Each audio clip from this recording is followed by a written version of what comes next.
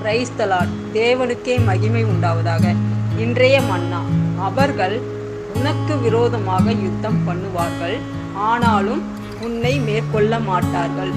உன்னை ரட்சிக்கும்படிக்கு நான் உன்னுடனே இருக்கிறேன் என்று கர்த்தர் சொல்லுகிறார். எரேமியா 1:19.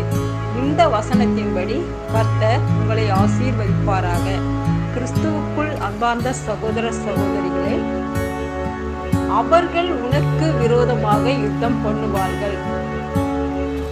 அதாவது நமக்கு விரோதமாய் யாரெல்லாம் யுத்தம் செய்ய நினைக்கிறார்களோ அவர்களை நம் ஆண்டவராகிய இயேசு கிறிஸ்து நம்மை மேற்கொள்ள விடமாட்டார்.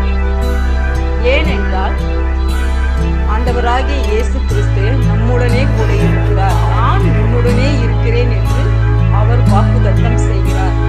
இந்த வார்த்தையை நீங்கள் விசுவாசித்தீர்களானால் நிச்சயமாகவே தேவனுடைய மகிமையும் அவர் செய்கின்ற செயல்களையும் காண்பீர்கள்.